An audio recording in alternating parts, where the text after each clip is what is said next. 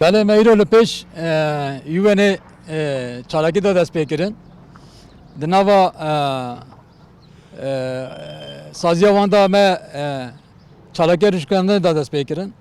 Ji ber daxwazê me hebûn, talebê me hebûn, ew talebê xwe me anîn ziman. Ê wan jî yek hefte muhlet dane me.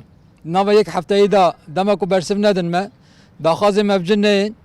Ême êdî bi teve zarokê xwe, bi teve malbatê ême tên li vê derê di nava saziya wan da rû dinin û ji nava saziya wan dernakevin. Yani miweste me ev e ku ji vê saetê şin da ême her em ê di nav çalakî dabin. Hetanî ku mafê me jiyanê nê parastin. Heta ku di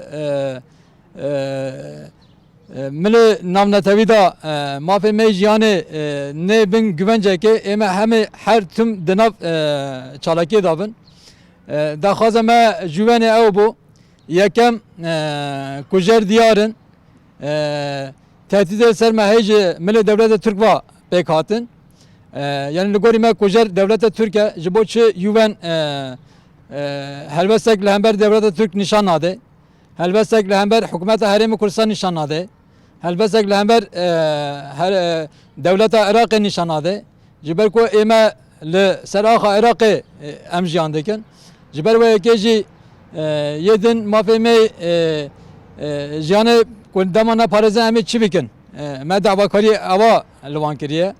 Ew hevalê me hatin qetilkirin ji milê devleta Türk ve encamê wan çi ye? Hetayî niha kî hatiye girtin? Kujer kî ne? Li kê derê jiyan dikin? Kî alîkarê wan dike? Kî wan li gel xwe digire? Em dixwazin wana rêk bên aşkere kirin. Me ew nadaxwaz kirin. Milê din daxwaza me ji yuvenê heta roja îro serlêdanê me ku me li wan kirinî tu bersivek nehatin dayîn. Yani bersivê tehdîdê hebûn me pirsê ew pirsana me ji wan kirin. Heta roja îro bersivek nedane me. Yani me tirser jiyana me berdevam dike lê tu tevdîrek heta roja îro nehatiye girtin di milê me de jî tiştek em agadar nekin. Yani tiştekî zelar nebiye. Ji ber wê yekê jî em ji vê saetê şin da em ê têkevin nav çalakê her nav çalakê de berdevam dikin. Sirav rêz.